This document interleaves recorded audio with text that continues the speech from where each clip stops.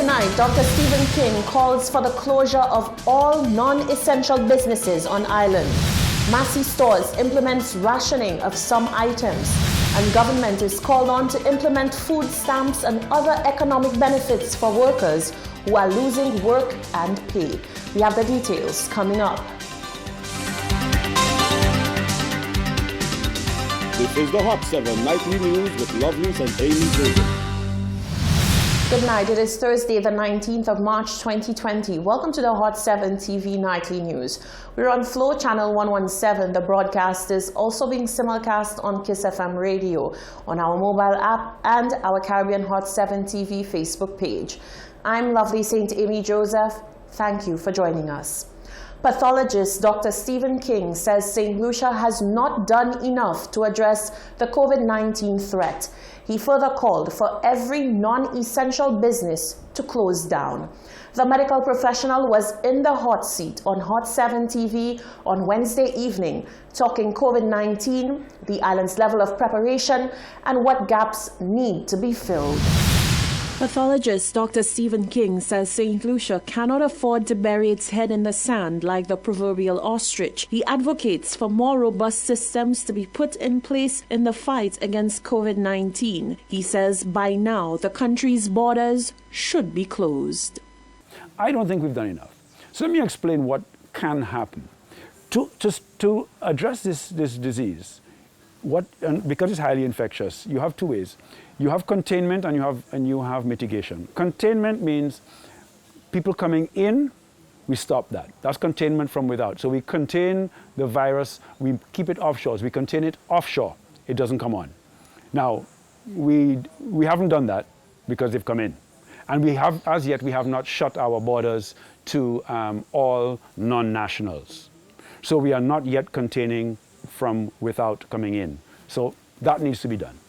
Dr. King says the country needs to get an immediate handle on the situation by putting stringent measures in place. He says the country can always release certain controls after assessment of those stringent measures. The evidence in places like Italy, he highlights, shows very clearly that waiting to put measures in place has disastrous effects. He therefore advocates for all non-essential businesses to cease operations to ensure social distancing. They should all be closed right now, including the call centers. Because you don't know, and you can incubate virus and cause cross-infections in workplaces. The White House in the United States said that there must be no gatherings of more than 10 people. That's what they put out. CDC says no more than 50 people. So in various businesses, you have many more people gathering. So the principle of social distancing, the principles that should be applied there, would actually say that these centers should be closed, that because it's not an essential business, that all non-essential businesses should be closed down. That would be, and in the first instance, for 2 weeks. He also believes that containment of COVID-19 from within our borders is not happening at the level that it should. Identification of cases, quarantine, isolation, and rapid contact tracing, he says, need to be at a more advanced stage. We've done some of that, but to me, we have not done enough of that, and we don't have the robust systems in place as of yet to make sure that in every community we can identify cases quickly and we can do rapid contact tracing. We also have not opened up enough isolation beds and quarantining beds.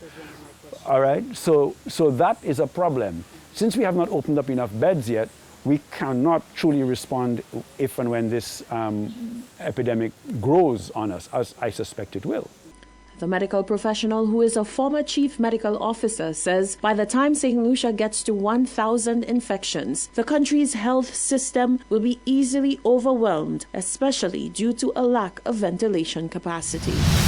The Massey Stores supermarket chain has made a policy decision to implement rationing on some items. The move is to address hoarding and panic buying that may lead to shortage of some items. Jacob Wooding tells us more in this report. Massey Stores St. Lucia Limited has announced that point-of-sale limitations will soon be commissioned in order to counteract the issue of supply hoarding. The news came during a press conference with Managing Director Martin Dorville, who stressed the necessity of this action on part of the entity. So as of today, what we have done is we have gone through all of the areas of the supermarket and established limits. Even where we have food available, we do not want to wait to get into a crisis mode to ration. The whole idea of setting those limits is to avert a crisis. We understand, having done that, that customers have become very concerned, and so a number of them are flocking the stores. But this is exactly what we aim to avert. There is product available, there are basics available, but if we don't act now, if we don't set those limits now, we can have someone having all and others having none. And this in itself will create a crisis. So we want to urge our St. Lucian public, please, play your part. Massey Stores is playing its part. We are searching the globe to make sure that we have food available. But we want to manage that exaggerated demand for those products, which can lead us into a crisis. He underscored that there is no need to panic, as to date there have been no interruptions in the supply chain. Instead, this measure was taken by the entity as a sign of precaution. For Hot 7 News, I am Jacques Wooding. Another local supermarket is expressing concern over the amount of time left before they begin to run out of stock in the wake of the COVID-19 crisis. Management of Dilly's supermarket says rationing is the next step to take to allow more persons to get what they need. Rochelle Gonzalez reports. Rice, sugar, toilet paper, canned tuna. These are some of the main products flying off the shelves at the Dilly's supermarket in Castries, according to one member of the store's management team, Rosie Ali. Social distancing and panic buying as a result of the new coronavirus have led to a number of grocery retailers facing shortages in store. Ali said dwindling resources is a major concern of hers. I don't think there's a long period that we're able to supply the customers, because whatever we have is in just a short for a short while. Ali said rationing is most likely the only option left to allow fair distribution to customers. I think there will be, because as you can see, the shelves here, we have like the 2 pound and the 4 pound flour, 2 pound rice and the 4 pound. And this is what we have here, because if you pull the shelf, it's all going to move in abundance. So this is what has been happening here. Ali said the supermarket is already feeling the strain as a number of items have gone out of stock and shelves are currently left empty. Reporting for Hot 7 News, I'm Rochelle Gonzalez. The St. Lucia Employers Federation says the government has no choice but to step in to ensure that workers, particularly those in the tourism sector, are cushioned during a time when the island's economy, and indeed the global economy, is taking a nosedive. The executive director of the St. Lucia Employers Federation, Joseph Alexander, has called on the government to ready assistance packages for workers within sectors that may need urgent attention to stave off economic crisis due to COVID-19. Alexander says there is no way of going around it at this point. A sharp decrease in tourism is already upon us. The sector is the single largest contributor to the island's GDP and is one of the largest employers of citizens. Full of cancellations, and quite a few of the hotels are looking to lay off people to start, and perhaps may have to go into severance, severing people, going into redundancy. This is the more problematic one. The government all has to intervene in this matter.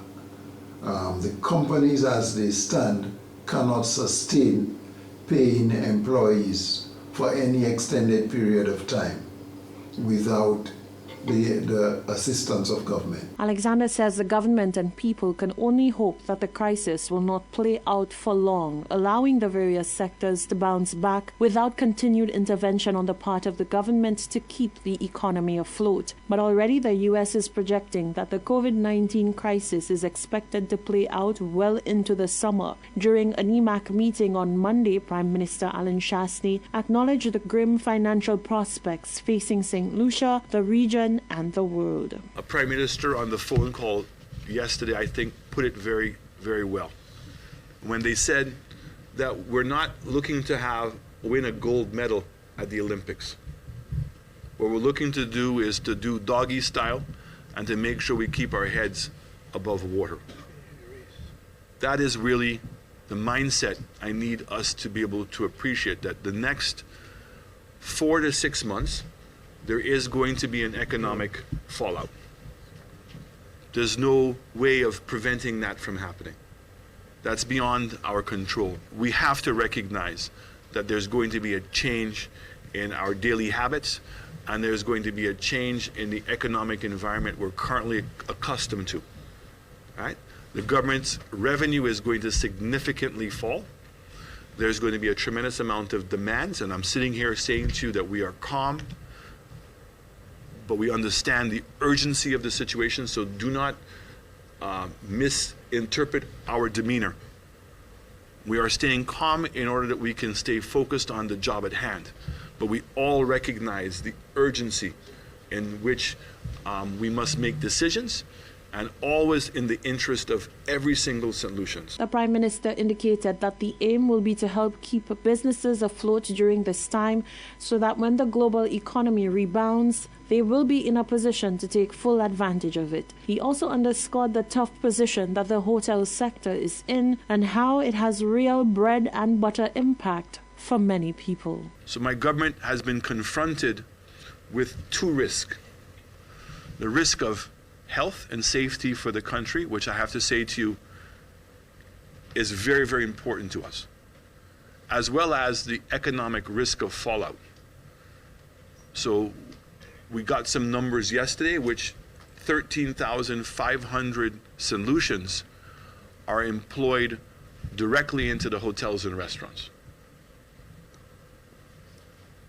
And the likelihood is, if we continue to see the shutdowns that we're seeing, is that that industry or that sector is going to be very hard hit.